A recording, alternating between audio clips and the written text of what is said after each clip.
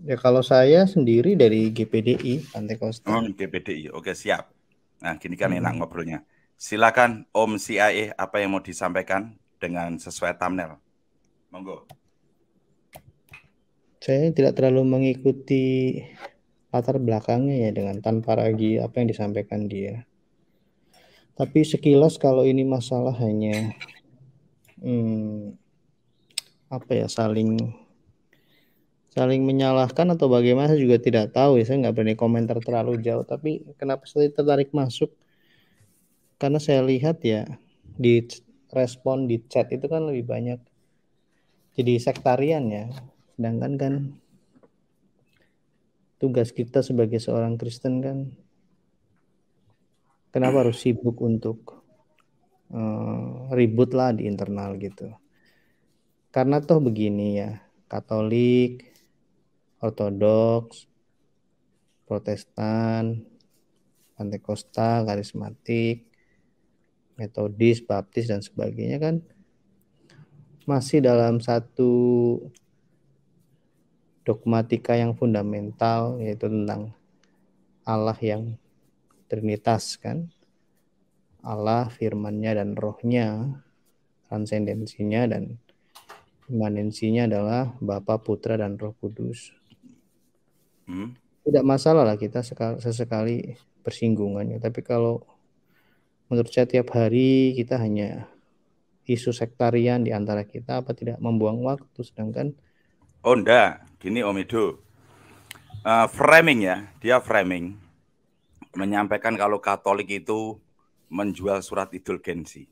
ya Jangan berarti dibuat dia hal bukan yang seorang biasa. apologet yang baik ya, makanya Ya. yang saya sampaikan jadi gini, saya juga saya juga pernah ya tidak setuju dengan tanpa ragi ketika Romo Daniel dari Ortodoks intens di channel dia, ya saya melalui Pak Gracia Pelo tim berusaha menasihati Romo Daniel agar jangan di tanpa ragi.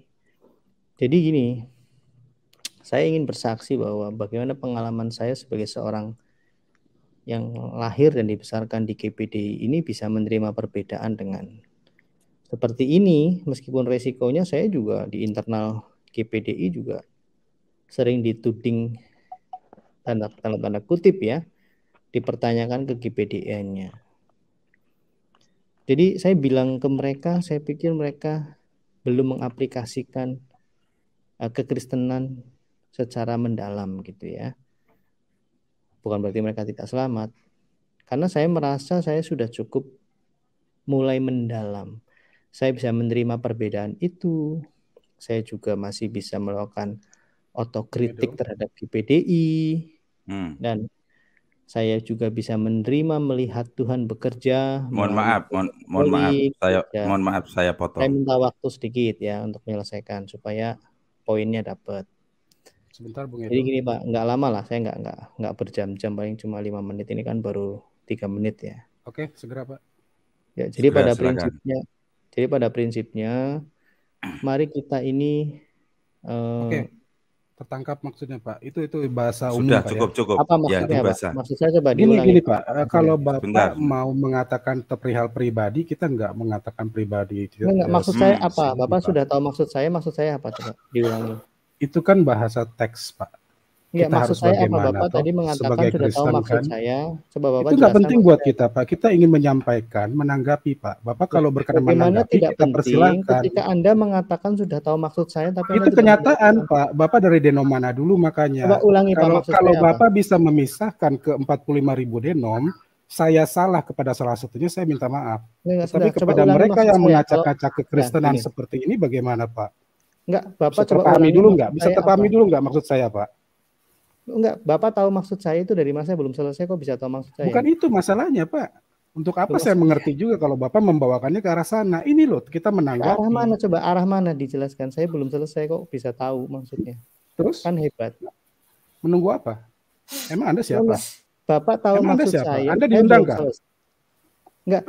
Saya Anda diundang nggak? Saya tanya coba. Anda diundang nggak Pak? Diundang, disebar linknya di chat Pak. Itu diundang. Oh tidak, itu internal Pak. Disebar Baca linknya Bapak tulisan yang di merah itu Pak. Dukung selalu Damai Kasih Channel, jelas tuh. Nih ya, nih. Bapak mendukung toh? Pak RT, Damai Kasih Channel kalau ke CAI itu selalu disambut, Pak.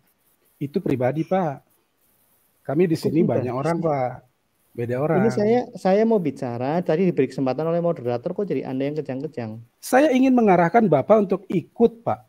Untuk ikut, Pak. Kalau mau, Pak ya, menanggapi. Oh, berarti ini hanya untuk uang Katolik saja. Oh, tuh kan, Anda framing. Loh enggak, saya nanya. Berarti ini untuk Katolik saja karena suruh ikut Anda Katolik. Bapak di pihak mana sekarang, saya tanya. Kok di pihak mana? Kalau saya Bapak di pihak kita, ayo bantu dong, bantu kita, Pak. Paham ya, Pak ya? Bantu saya kita, menyalahkan Pak. Anda tidak tadi? Loh, iya, ayo kita bicarakan tanpa ragi ini. Sabar, Bapak, loh kok bicarakan tanpa ragi? Nggak boleh ngomongin orang dosa. Kalau tanpa maksud nanti yang jelas, mohon maaf ya. Silakan, kita harus jaga gini-gini. Makanya selesaikan saya tidak minta waktu banyak. Toh saya tidak menyalahkan Damai Kasih Channel. Ayo langsung silakan langsung. Sekarang poin. Langsung, Pak.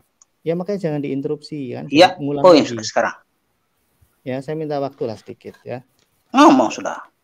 Ya sabar lah bro. Orang Kristen kok nggak sabar? Aduh, Bapak ini terus bro. Ayo silakan. Dihitung. Sabar lah. Orang Kristen sabar sedikit. Jangan nyuruh-nyuruh. Polemikus Anda, Pak. Polemikus Anda. Ayo. Ya sabar, bicara. Ya sabar, sabar. Diam dulu, ya. Sudah. Ayo bicara. Ya tenangkan hatimu, sabar. Sudah. Saya tenang mendengar Anda mempermainkan saya. Sabar. Ya, ayo bicara. Saya dengar ini. Pak RT tahan dulu, Pak RT. Silakan. Nah, Pak RT, jadi RT kok nggak sabaran. Mari kita dengar. Anda menilai saya lagi. Sabar, mari. Diam. Mari kita dengar. Kopi dulu. Jangan pribadi saya bilang. Mari sabar. Kemana? Sudah ada tuh langsung ngomong sudah toh, nggak usah kamu jangan menjadi menjek. Ngomong diam dulu berapa detik ini orang ini. Ayo bicara niatmu bicara atau gimana? Diam dulu, oke? Ya mengheningkan cipta, diam dulu ya. Saya selesaikan. Oke, terima kasih. Pak Damai Kasih Channel, terima kasih tadi atas undangannya di chat ya. Jadi saya masuk karena linknya disebar. Nah, jadi saya ingin selesaikan yang tadi. Saya ingin bersaksi saja pengalaman pribadi saya sebagai seorang Kristen ya. Sebagai seorang murid Kristus. Dan saya kebetulan tadi ditanya dari mana, ya saya dari Denom GPDI karena ditanya, ya dari Denom GPDI. Jadi selama berapologetika ini, ya puji Tuhan, di CIA ini banyak sekali apologet, tidak hanya dari bahkan awal mulanya teman-teman dari gereja ortodoks, bahkan ada dari Katolik seperti Pak Charlie gitu ya. Terus ada banyak lah yang Katolik. Nah, tetapi kami bisa bergandengan tangan untuk satu visi bagaimana memberitakan kebenaran dan keselamatan itu ya dalam Yesus Kristus. Nah, misi yang kami lakukan melalui kegiatan apologetika.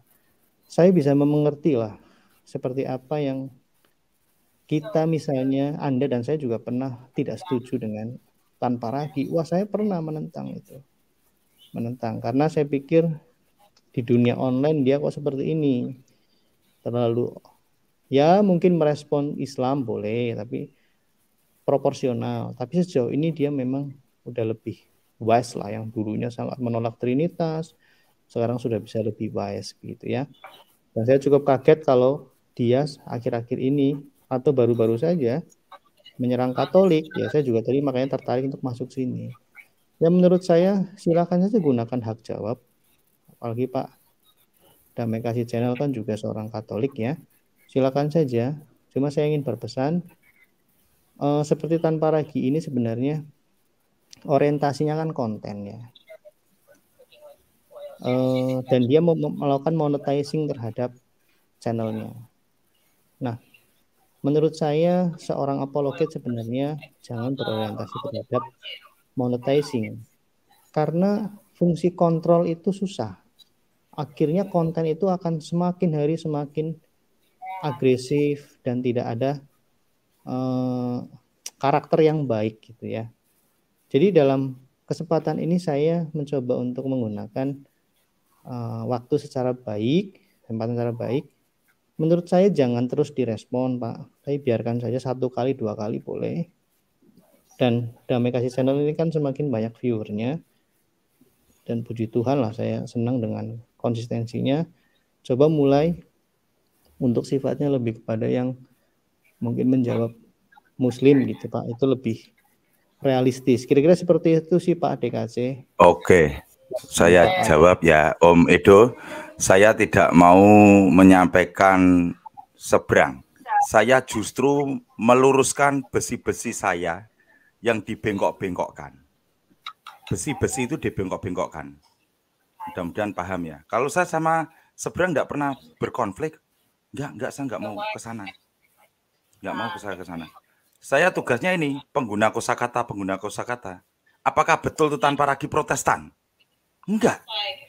Berani taruhan saya enggak Protestan itu. Tapi menjelekkan nama Protestan. Ini yang kena batunya siapa? Protestan. Kasihan loh.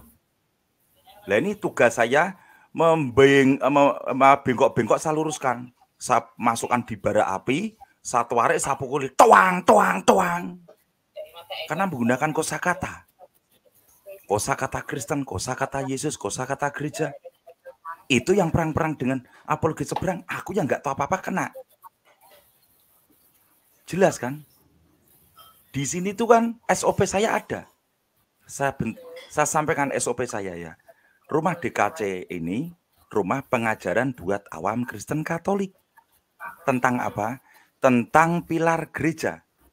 Tradisi suci, kitab suci, magisterium, sejarah gereja, serta merespon reaction virtual Kristuber. Para pengajar di sini ada klerus atau pastor atau romo, akademisi, dan umat awam Kristen Katolik yang membidanginya. Untuk umat awam, untuk umat Kristen non-Katolik silakan hadir menyimak, dan untuk umat non-Kristiani silakan hadir menyimak. Santun dalam kehadirannya dalam menulis. Itu SOP saya. Om Edo. Silakan. Silakan Om Edo. Ya, saya mohon maaf menjerak sebentar Bung Edo. Pak Damai, ini untuk perilaku, kemudian masa lalu, sejarahnya Martin Luther bagaimana? Di part 2 kan atau bagaimana? Bisa saya undur sih Pak. Jadi saya bisa mendengarkan. Silakan. Oke, kita part 2 dulu ya. Kita menaikkan part 2 ya.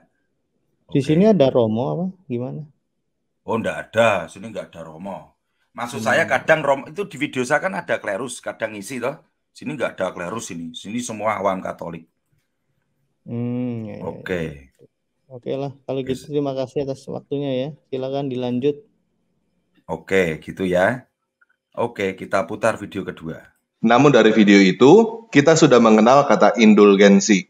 Indulgensi adalah penghapusan hukuman atau siksa dosa sementara karena dosa-dosa yang telah mendapatkan ampunan. Doktrin indulgensi ini hanya ada di dalam Gereja Katolik Roma, tidak ada di dalam Gereja Ortodoks Timur. Selain itu, ada satu doktrin lagi yang berhubungan. Video ketiga sekarang, kalau yang tadi. Yang kedua clear kan?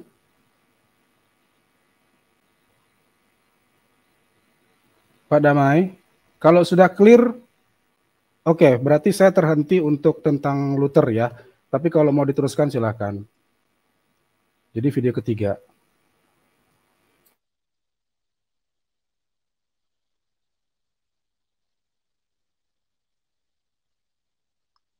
Pak Damai. Aduh. Halo, ya ampun. Aduh, saya sorry kemute.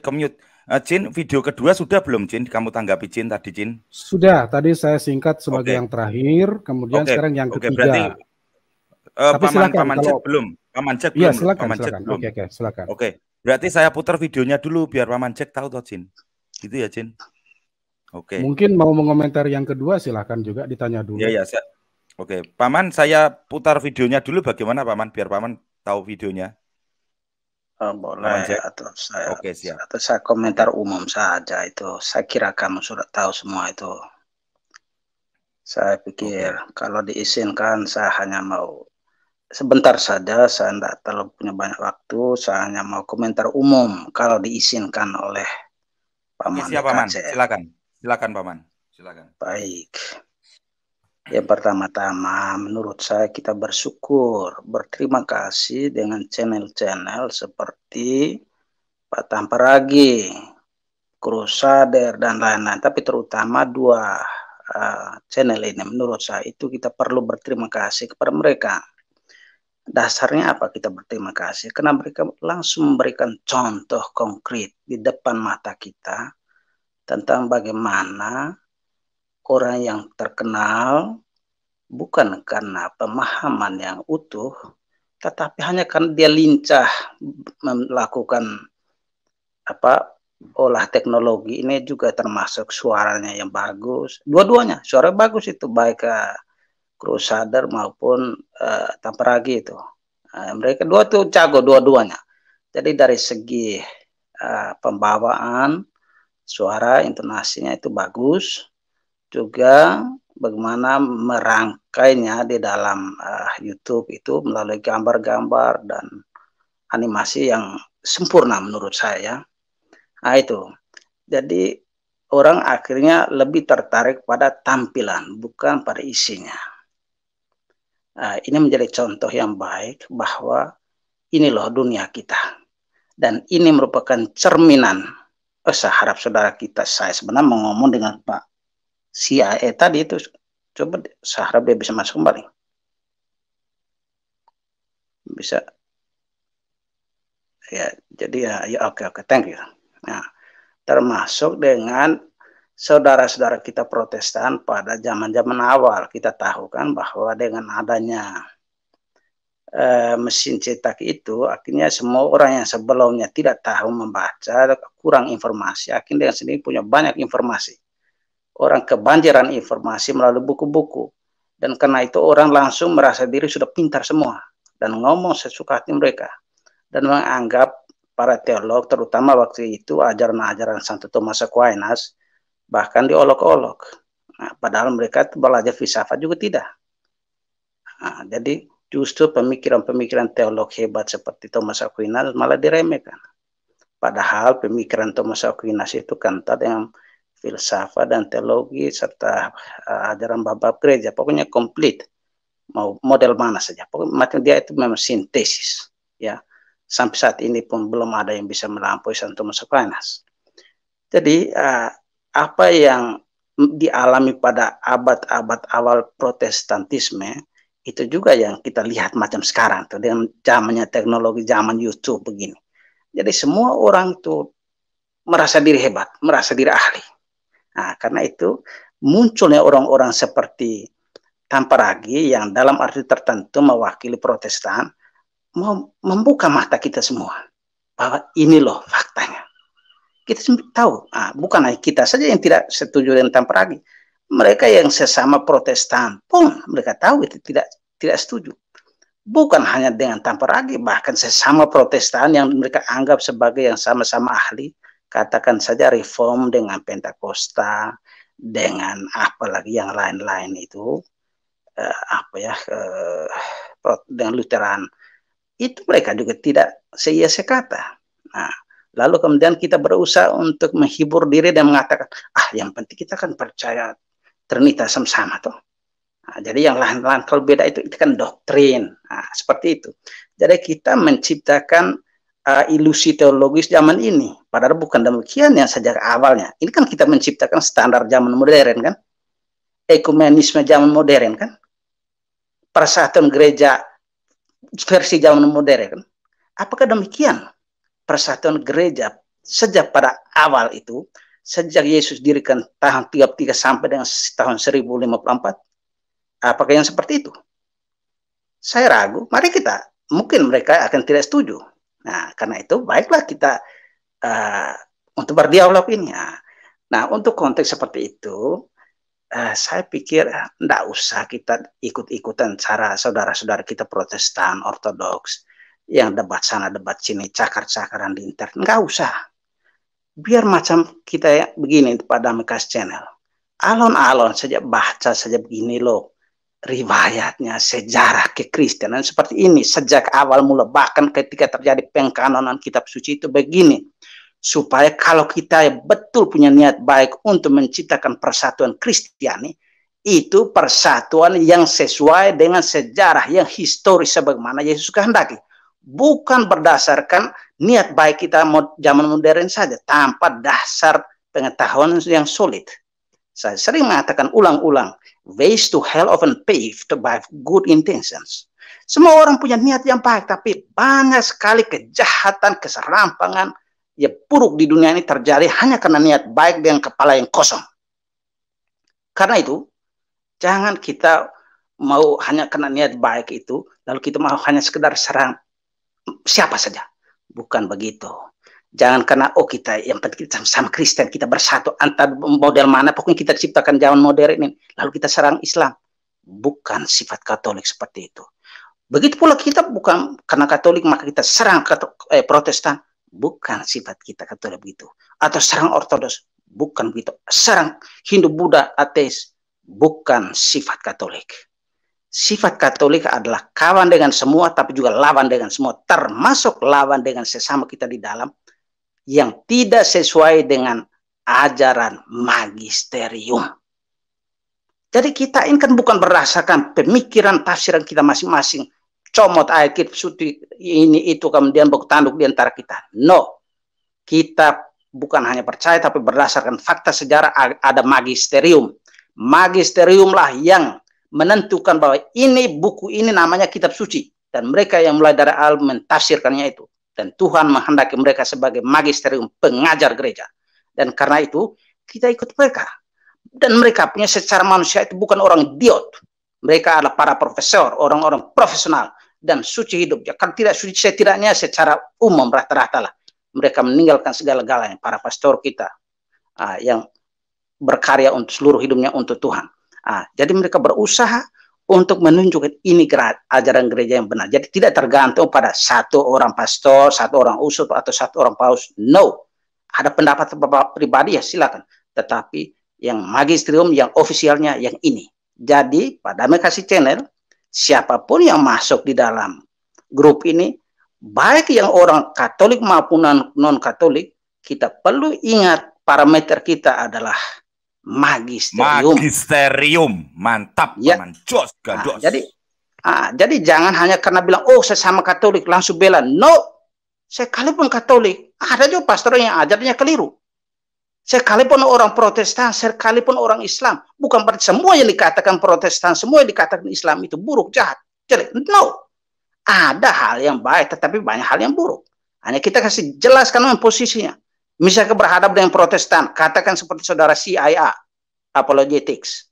Lihat pandangan resmi kami, saudara, ya dalam dokumen resmi Unitatis Redintegratio. Itu lihat, baca semua di situ ada dokumen resmi, sehingga tidak ada seorang Katolik pun di dunia ini yang akan melakukan kegiatan ekumenis, persatuan Kristiani berdasarkan jalan pikirannya sendiri. Kalaupun dia buat, itu atas nama pribadinya. Kalau yang sesuai dengan ajaran resmi gereja, ada di Unitatis Redintegratio. Sementara untuk saudara-saudara yang Protestan termasuk Ortodoks, mohon maaf saja Anda tidak punya referensi. Betul, bahkan sebelum Konsili Vatikan kedua sudah dilakukan usaha ekumenisme. Bahkan kami dari Katolik perlu akui bahwa gerakan ekumenisme itu mulainya justru dari Protestan. Tetapi ekumenisme versi Protestan itulah yang dikutuk.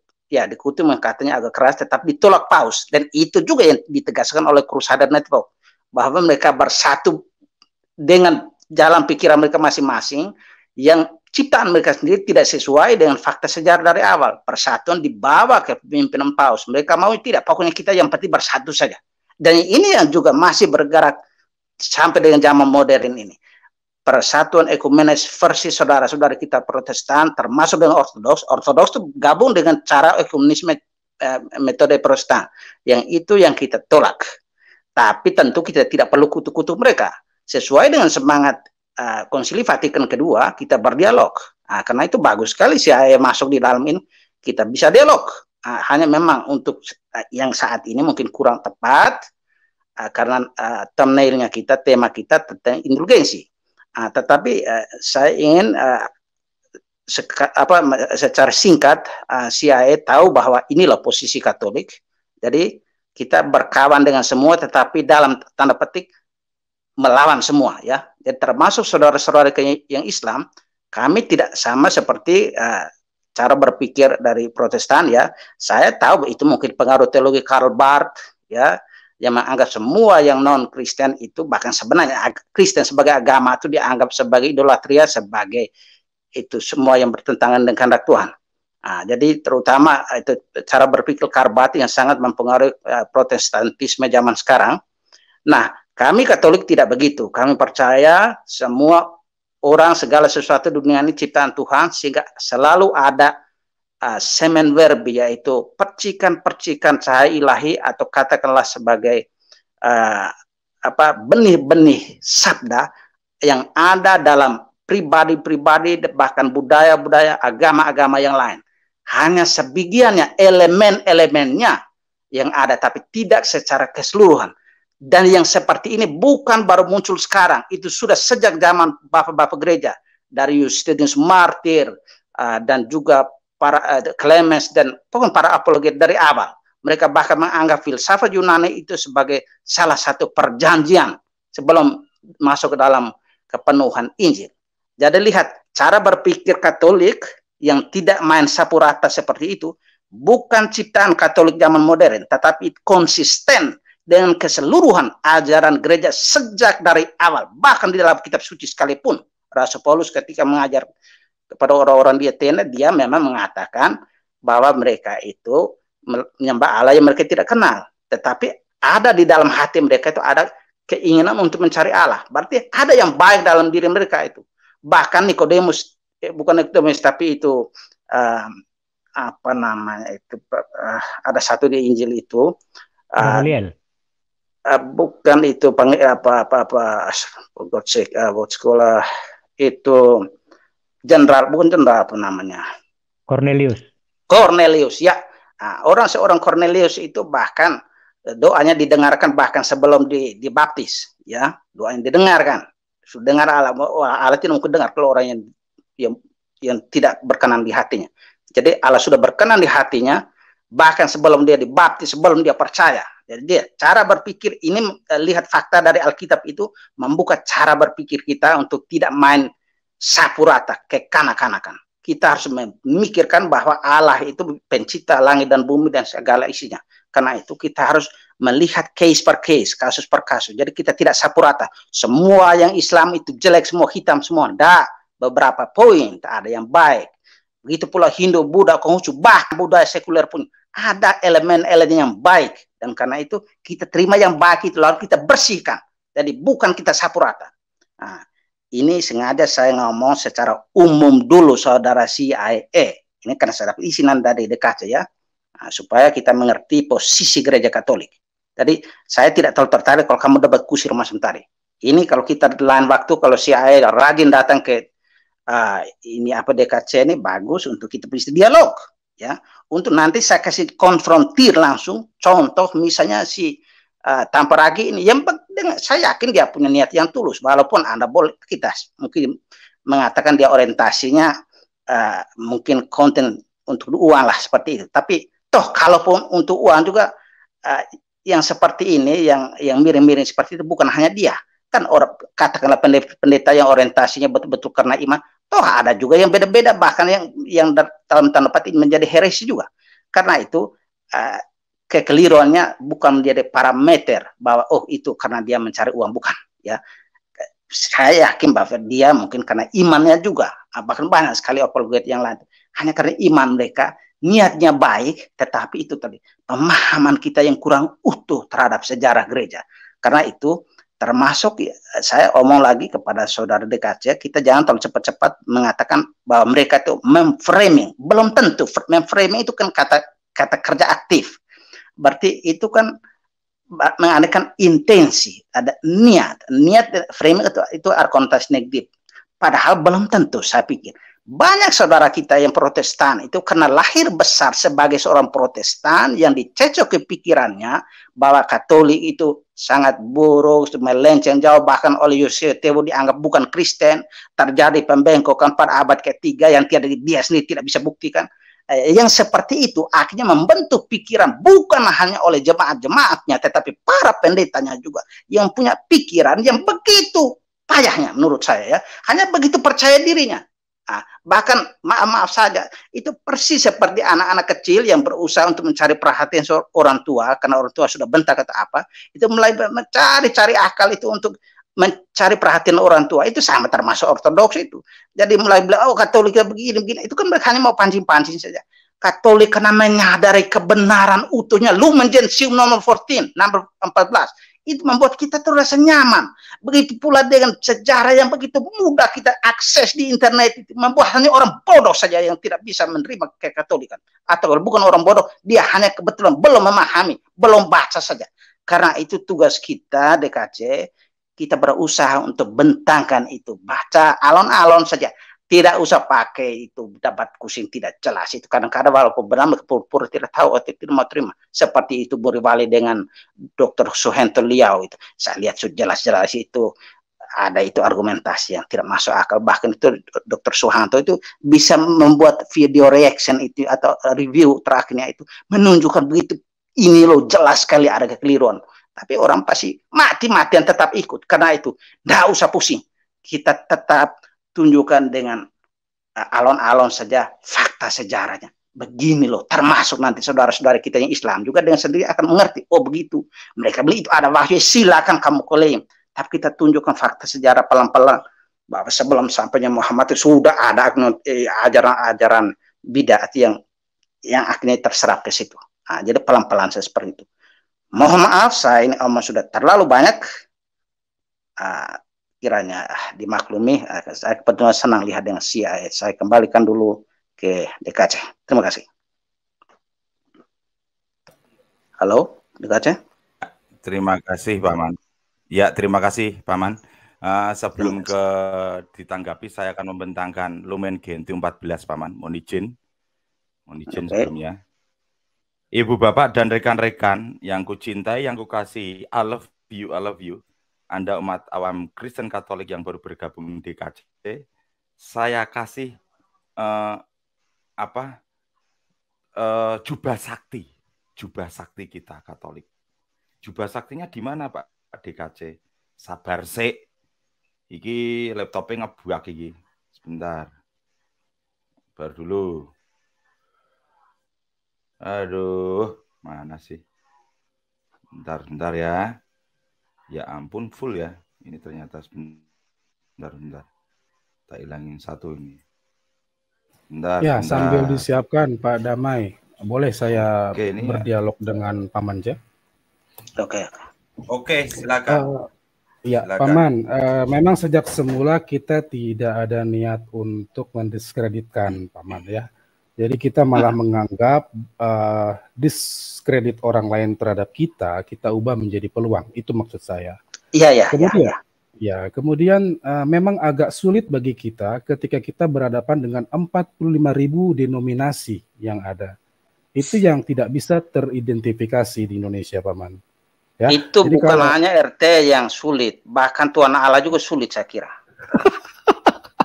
Amin, haleluya. Baik Paman, terima kasih. Jadi maksud saya begini Paman, hati kecil saya berkata, apa saya berbuat salah? Paman Jack mengatakan demikian, maka saya minta tanggapan maupun koreksi jika ada Paman. Karena tadi sebetulnya video yang terakhir tidak mencerminkan pembawaan narasi saya, tapi dari secara sadar mungkin Paman DKC yang menyiapkannya. Demikian Paman, mohon tanggapan. Ya, artinya begini, kita kan bukan manusia yang sempurna. Kalau ada kekeliruan saya sendiri itu kan kadang cepat-cepat ngomong kayak ini, Tuhan Allah saja bahkan bisa bingung berhadap dengan saudara-saudara kita yang Protestan. Kata-kata seperti itu tentu saja kurang etis, kurang elok, tapi tidak usah dibesar-besarkan. Yang seperti itu tuh bisa dimaklumi. Kita harus lebih fokus pada substansi. Banyak orang yang ngomong tuh alos-alos begitu menyenangkan, terkesan suci, tetapi substansinya itu salah besar. Jadi jangan mau dikibul, mau dipodohi oleh orang-orang bodoh. Nah, seperti itu. Jadi banyak sekali kita itu lihat saja. Zaman sekarang konten-konten yang justru banyak diminati itu yang ini kayak Tamparagi ini. Yang sebenarnya kosong belopong saja itu tuh. Hanya kebetulan seni saja. Nah, tetapi itu diikuti diminat. Coba kalau ini macam tambah ini DKC itu saya tidak tahu ada berapa pengikutnya subscribernya. Nah, ini kan berarti tahu nah, ini ya, saya tidak teryakin orang akan minati walaupun jelas-jelas dia baca ini loh. Ini lihat sumbernya di sini. Orang tidak terlalu tertarik, justru tertarik. Ya itu apa itu? Padahal itu kosong melompong. Buat dengan dia tafsir. Saya pernah dengar bilang, mari kita bersatu, tapi modelnya tidak jelas. Mari kita baptis. Kalau tidak bisa, kalau baptis diri sendiri. Nah itu baptis diri sendiri dari mana otaknya ide itu? Nah, seperti itu. Belum lagi kalau kita omong hal-hal yang lebih jauh lagi itu. Saya jadi malas ngomong orang-orang seperti itu. Dan yang seperti itu, seperti yang sudah saya katakan, itu sama saja dengan anak playgroup debat dengan profesor. Itu belum tentu profesor yang menang. Itu anak playgroup yang menang. Apalagi dia pakai metode menangis. Nah itu kan akhirnya ya profesor kena belas kasihan sudah cukup. Kan seperti itu. Jadi begini, kalau ada kekeliruan kata-kata itu dimaklumi. Terima kasih. Iya Paman. Substansinya yang penting kan. Iya Paman, terima kasih. Itu sangat membantu sekali untuk hati saya. Kemudian memang buat kita sekalian ya, terutama kita lihatlah pada kondisi-kondisi seperti ini, kita akan bisa melihat mana kawan, mana lawan, mana sahabat, mana yang tidak, mana yang membawa hati dan hanya mulut-mulut saja. Terima kasih Paman atas sama-sama. Dan saya sebelum Paman DKC ini, saya sisip sedikit dulu ya DKC. Saya sisip begini. Saya lihat Paman DKC juga menampilkan tadi tentang cara doa saudara-saudara kita yang Pentakosta, yang Sikarabraba itu banyak dikritik termasuk oleh Muri Wali. Jadi lihat itu mereka itu kan sudah tahu ada banyak pego-pego. Tetapi ini perlu kita ingat baik-baik ya. Sendiri, akan tetapi belum kita tunggu. Ini yang sama komentar. Ini juga itu baik dalam arti tertentu. Ini menjadi bahan evaluasi untuk saudara-saudara kita yang sesama Katolik dari kelompok karismatik. Nah, itu kita begini, kita fair-fair seperti yang sudah saya katakan. Betul. Kawan dengan semua, tetapi dalam tertentu lawan kritik bagi semua. Termasuk Paus, kita bisa kritik Paus. Jadi kita itu patokan kita magisterium. Nah, seperti itu. Nah, saudara-saudara kita yang karismatik, terutama banyak anak muda, mau yang suka gaya Protestannya lompat sana lompat sini ya silakan. Memang tidak berdosa, lompat apa yang dosa. Kita olahraga juga itu tidak dosa. Hanya kita perlu ingat ya, orang-orang suci kita punya pengalaman bahwa persatuan dengan Tuhan tidak diwujudkan dengan lompat-lompat itu.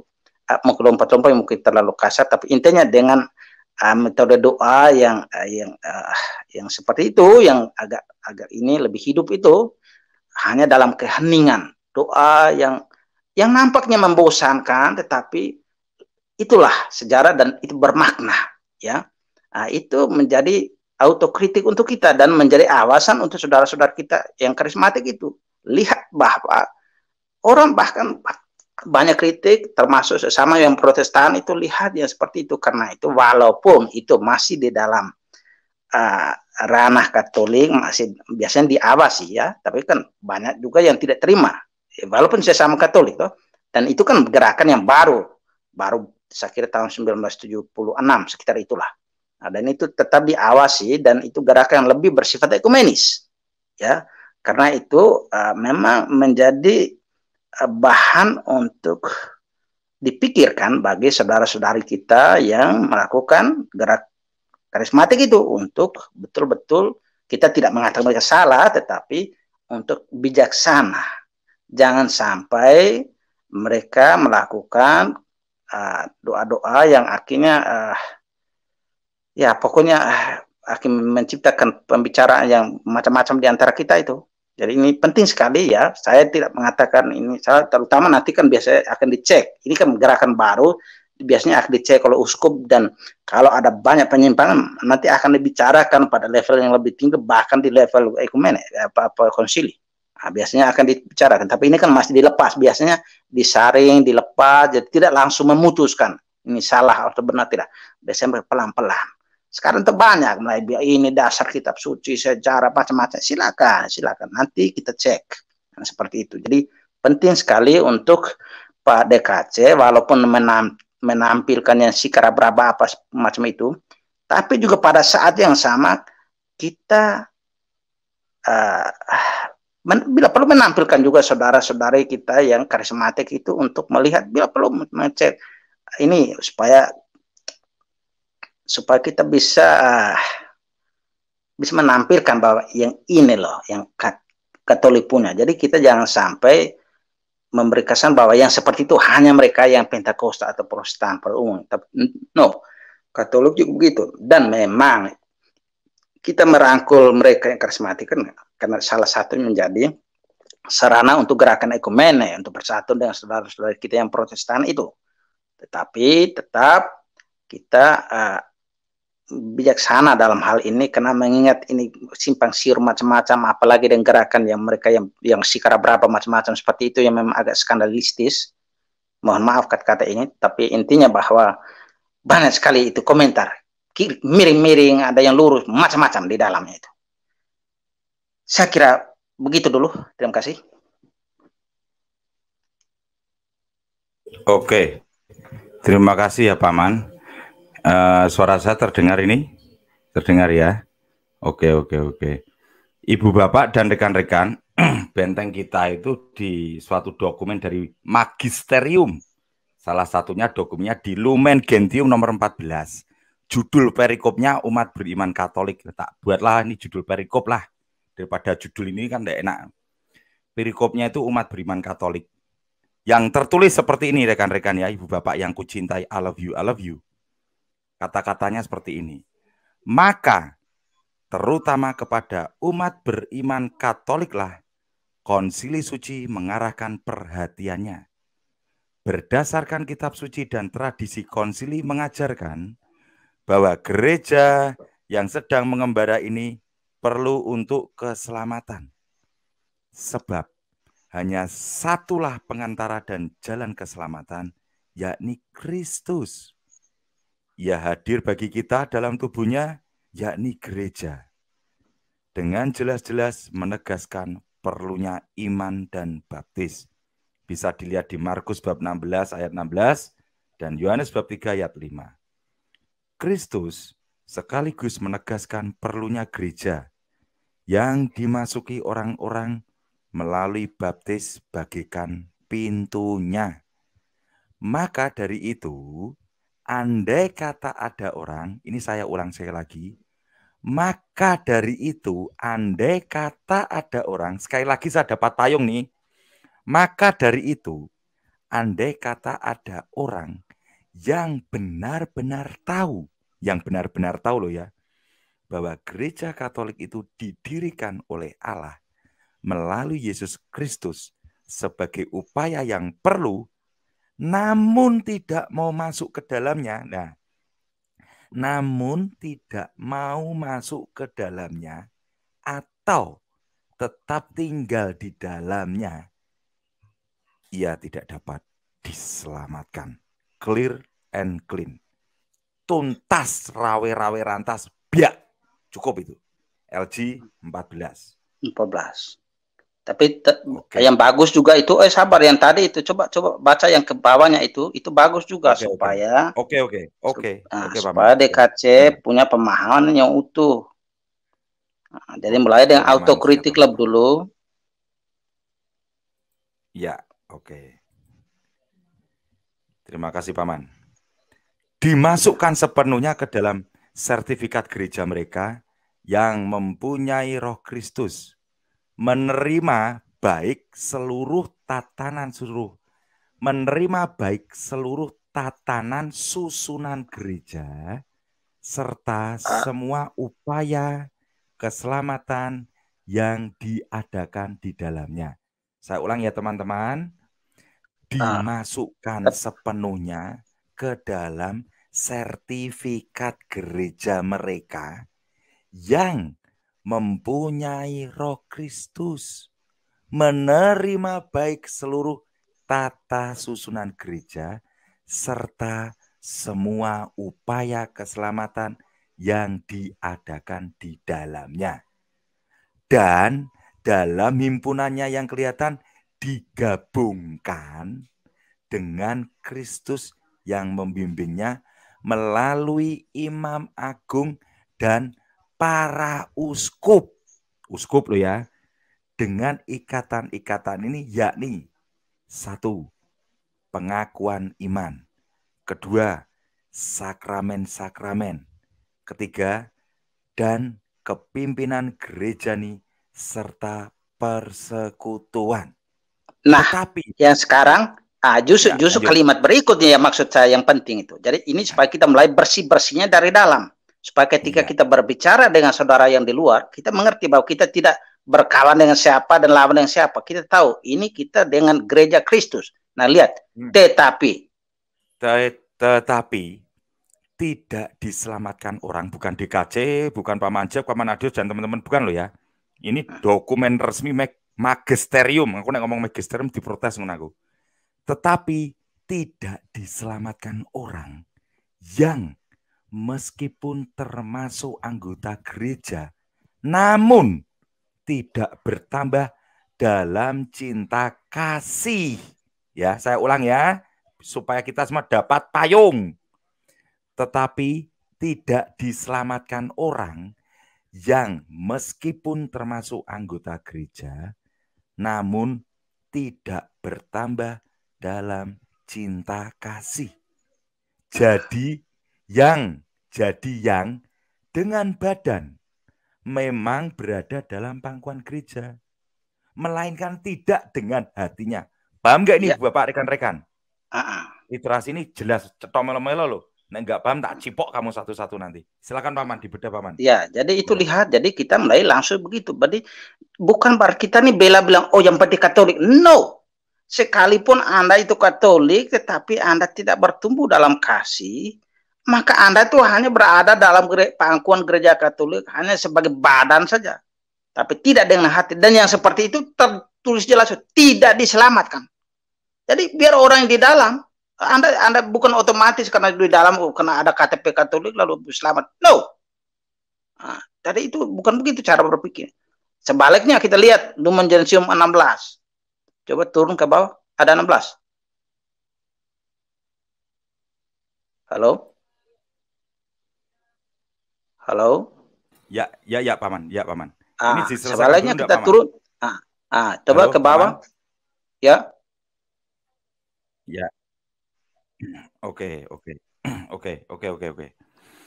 Supaya saling tunjuk tuh supaya kita mengerti. Pun. Ya. Anda maksudnya pun itu terlalu panjang. Maksud saya langsung di nomor 16. Oke, siap. Lumen Gentium 15, langsung Lumen Gentium 16. Terus ke bawah 16 tapi terus ke bawah. Enggak usah baca itu, Pak. Namun rencana keselamatan iman akan mereka yang tanpa itu kembali ke atas sedikit. Ya, tanpa itu mulai dari sebab itu. Atau mulai dari yang sebelah atas sedikit. Bahwa sebagai menghendaki, kan seperti intinya begini. Sebagai penyelam menghendaki keselamatan semua orang. Tuhan menghendaki keselamatan semua orang. 1 Timotius 2:4. Mereka yang tanpa bersalah tidak mengenal Injil Kristus serta gerejanya, tetapi dengan hati tulus mencari Allah dan berkat pengaruh rahmat berusaha melaksanakan kehendaknya yang mereka kenal melalui suara hati dengan perbuatan nyata dapat memperoleh keselamatan. Kan gitu tuh. Nah itu. Sudah dengar itu? Itu jadi betul. Itu kan sebelumnya itu kan berbicara tentang mereka yang Islam, Hindu, Buddha, Konghucu, semua yang itu tuh. Itu. Jadi lihat, jadi mereka itu bisa diselamatkan dengan parameter itu. Tanpa bersalah, tidak mengenal Injil. Jadi kita bukan berarti karena Islam jadi kita bermusuhan. No. Kalau mereka tidak mengenal Injil atau nanti kita ada dokumen lain lagi, tapi biar cobain dulu karena itu di Gaudium et Spes. Intinya bahwa kalau mereka tidak mengenal Injil itu bukan karena kesalahan mereka, itu kan lihat. Sebab mereka yang tak bersalah tidak mengenal Injil. Jadi mereka tidak bersalah. Tidak mengenal Injil itu, maka mereka bisa diselamatkan kalau mereka melakukan itu, tapi dengan hati tulus mencari Allah, berkat pengaruh rahmat, itu pengaruh rahmat semuanya itu, berusaha melaksanakan kehendaknya yang mereka kenal melalui suara hati dengan perbuatan nyata, dapat memperoleh keselamatan. Nah, sementara seperti yang sering saya katakan, kadang-kadang pemahaman saudara-saudara kita yang non-Kristen, Islam, Hindu, Buddha, itu dikacaukan oleh cacophony of stupidity in Christianity. Nah, itu yang maksud saya itu apa namanya itu suara-suara sumbang yang tidak jelas di antara sesama kita Kristiani yang dengan macam-macam ajarannya bengkok-bengkok yang bikin pening kepala, yang saling cakar-cakaran itu. Makanya saudara-saudara kita yang Islam akhirnya tidak mendapatkan pengajaran atau pewartaan Injil yang jelas. Lalu orang-orang idiot itu, maksud saya yang sok-sok tahu Tuhan Allah itu, macam sekretaris dari surga itu mereka akan mati-mati. Ini saya mewartakan Injil demi Kristus, haleluya, omong kosong. Anda menciptakan doktrin ciptaanmu sendiri lalu teriak-teriak. Itu kan orang-orang yang bodoh seperti itu yang akhirnya menciptakan kekacauan dalam kekristenan. Jadi orang-orang seperti yang sering-sering saya katakan itu ways to hell often paved by stupidity, by good intention. Nah, seperti itu. Nah, ini saya sudah darnah ini. Lepas saya cukup dulu ini, saya kembalikan ke DKT saja. Nah itu. Nah, DKT. Oke, Paman. Bisa saya? Oke. Ya, oke, siap. Oke. Ya, Paman. Oke, Paman. Siap. Ya, Paman. Oke. Ini saya menyapa tamu dulu ya, Paman ya. Saya sapa dulu tamunya. Mohon maaf, Ibu Bapak, rekan-rekan, ini sarana prasarana saya agak ngik sebentar. Saya menyapa dulu, mudah-mudahan terdengar suara saya. Selamat datang, berkah dalam, salve, shalom. Ya, Paman. Saya nyapa dulu Paman. Sebentar, Paman. Oke. Ya, Paman. Gimana, Paman? Silakan, Paman. Saya hanya ada kegiatan, jadi saya mungkin pamit dulu ya. Oh ya, Paman. Ya, Paman. Oke. Thank you very much untuk semuanya, DKT, Paman Dios, Paman Lucifer, dan saudara yang baru datang, Kristo. Oke, thank you all of. You're welcome. You're welcome. Ya, Paman. Oke. Sebelum saya menyapa, karena room saya itu, aduh, ya dimohon maafkan ya, hanya 6 orang. Saya sapa dulu Om Kristo. Selamat datang di Damai Kasih Channel, Om Kristo. Selamat malam. Iya. Halo, selamat malam. Iya, selamat malam. Dari gereja mana, Om? Saya dari gereja Katolik. Oh, gereja Katolik. Oke, siap. Mungkin YouTube-nya bisa dikecilkan, Om? Suara itu? YouTube apa TV itu? Ya. Ya, silakan, Om. Monggo, Om. Oke, saya siap. Monggo. Saya mungkin selama ini hanya pengikut mendengarkan DKJ. Senang sekali ketemu teman-teman seiman yang mau berbagi, mau mempertahankan iman Katolik. Ya, memang tugas kita mengajarkan suatu kebenaran kepada orang yang tidak ngerti. Gitu. Saya setuju sekali dengan hal-hal ini. Tadi mengenai magisterium, memang itu salah satu daripada pilar iman kita. Karena dari magisterium itu kuasa mengajar gereja menjadi dasar bagi kita untuk menerapkan ajaran iman kita. Kalau saya melihat dari awal menanggapi mereka orang-orang di luar gereja, di gereja Katolik ya, saya sendiri juga sering mengalami hal kayak gitu. Tapi gereja sendiri memandang mereka itu bukan masuk dalam kawanan gereja. Salah satu dokumen gereja juga pernah menyebutkan ya, bahwa orang-orang yang sudah keluar dari gereja Katolik, memisahkan diri dari gereja Katolik dan tidak mengakui kepemimpinan Paus sebagai penerus Santo Petrus, disebut saudara-saudara yang di luar gereja. Kalau mereka sekarang menyebut gereja sih silakan. Tapi bagi saya memang mereka itu kumpulan orang-orang yang menyebut nama Yesus. Karena tidak jelas jalur apostoliknya kemana. Ketika mereka membaptis,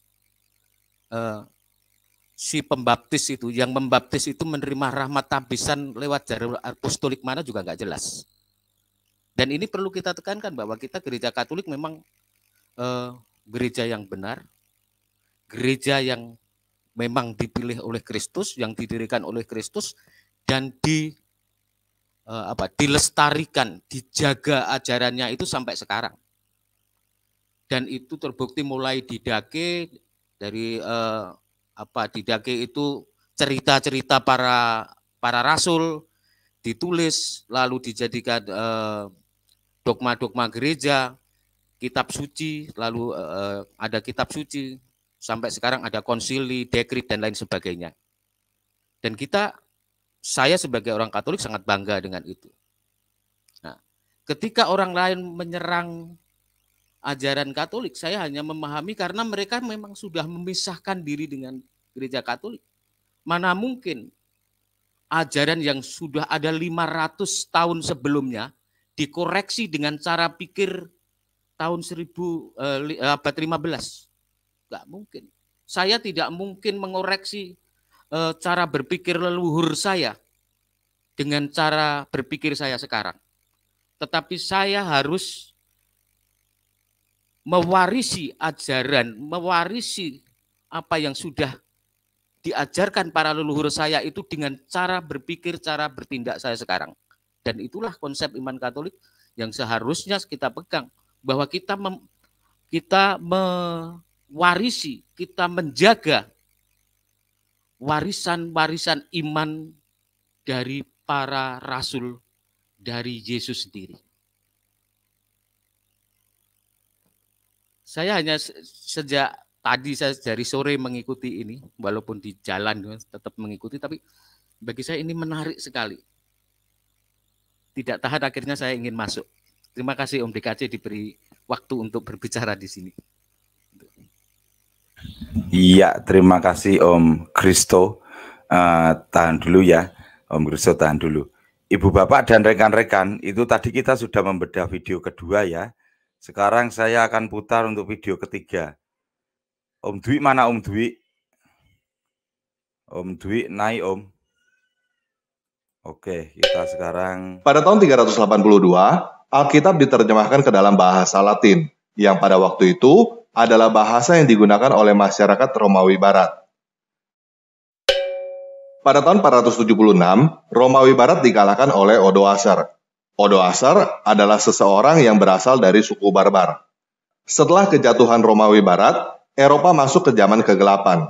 Pada zaman itu, peradaban bisa dikatakan berjalan mundur. Tidak ada aturan, semua orang berusaha menjadi raja, dan selalu terjadi perang antar suku.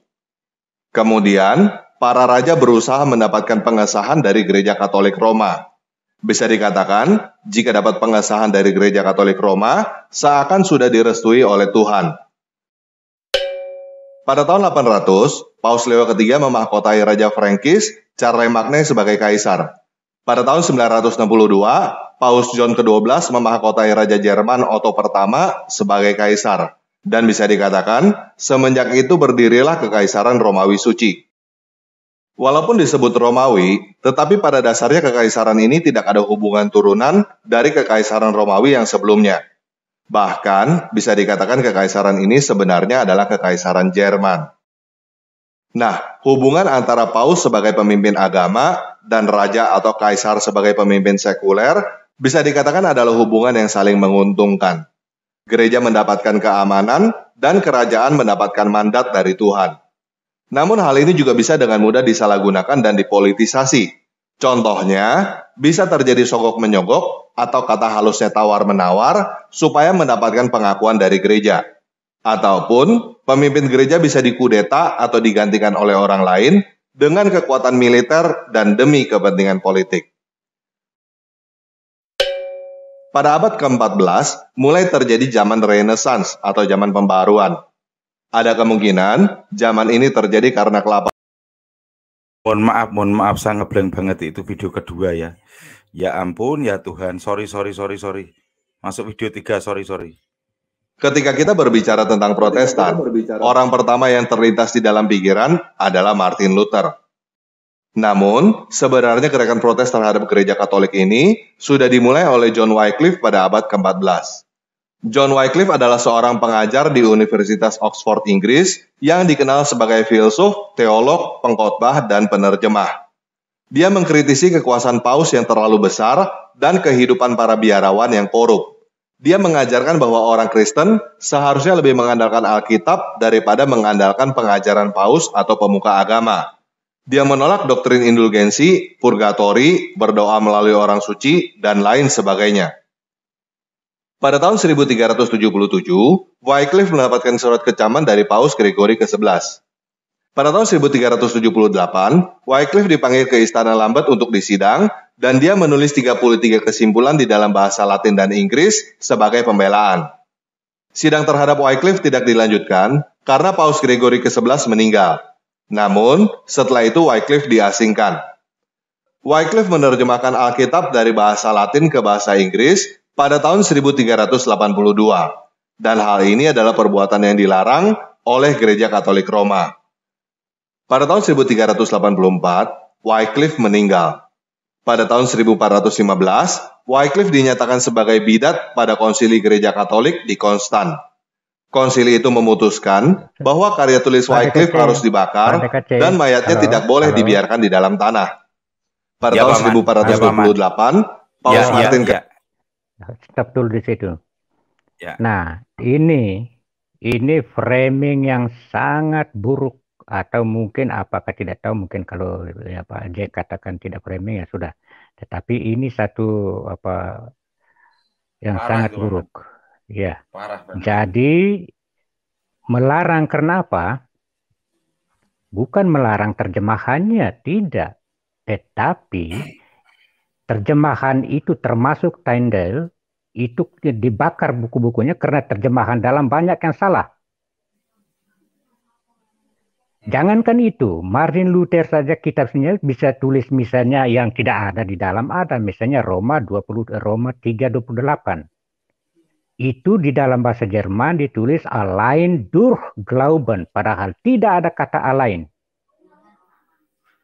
Nah, itulah yang justru Katolik itu dengan gerejanya itu yang katakan gereja dan kuasa mengajarnya itu menjaga kemurnian. Jadi kalau tadi sudah dikatakan bahwa itu indulgensi itu tidak ada, purgatori tidak ada, itu bukan karena itu, tetapi memang itu sudah salah.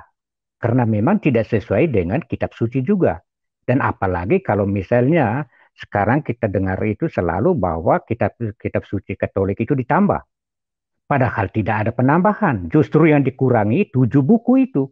Karena itu di dalamnya ada berkaitan dengan purgatori tadi. Atau mau diistilahkan apa terserah, tapi satu keadaan yang seperti itu. Atau misalnya di surat Yakobus. Itu justru ada 3 surat Katolik itu, atau yang di belakangnya tadi itu, justru pernah dibuang, tapi dipungut kembali. Nah, ini hal-hal seperti ini yang kita harus luruskan. Yang jaga ketat itu dengan magisterium, kau mau paus maupun siapapun di situ, kalau salah keluar dari ajaran yang terkait dengan Injil itu sendiri, yaitu Yesus sendiri, tidak bisa ditawar-tawar. Nah, ini framing tadi sudah satu, atau sudah salah kesalahan di situ. Ini saya bisa tunjukkan terlalu banyak dalam itu bagaimana kitab suci diterjemahkan ke dalam bahasa-bahasa di Jerman sebelum itu, di samping Latin waktu itu di seluruh Eropa menjadi bahasa umum itu. Jadi sudah diterjemahkan dalam berbagai bahasa, tapi yang tidak salah terjemahannya, yang tidak ditambah-tambah. Apalagi dengan tujuan seperti Wycliffe tadi, memasukkan satu ajaran baru, atau menolak ajaran dari keseluruhan tradisi suci dan kitab suci.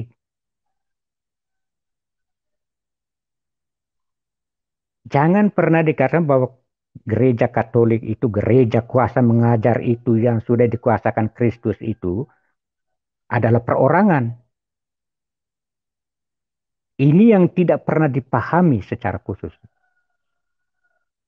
Jadi jangankan itu, awam Katolik saja memang masih banyak yang tidak paham itu. Apalagi yang di luar. Makanya kalau lebih baik ketika omong menyangkut Katolik, kita dialog, tanya, jawab. Itu yang paling penting. Sehingga itu lebih enak, gitu. Oh ya begini, ya begini. Oh di sini, oh begini, begini. Karena kalau menyangkut dengan Katolik, mau buruk, mau baik, suci, dosa, dicatat secara lengkap dan beberkan pada saatnya. Masih ingat baru-baru kasus berapa 50 tahun? Itu supaya jangan dicari tahu itu secara pasti supaya jangan ada orang difitnah, tetapi betul-betul kesalahan maka bongkar. Jadi tidak main-main ajaran gereja, karena pegang pada ajaran gereja. Kristus itu independen, kebenarannya harus mutlak, itu dogmanya. Bukan mau kemauan pribadi, menafsir pribadi seenaknya, tidak. Ya, kira seperti itu dulu untuk komentar yang tadi, Bu.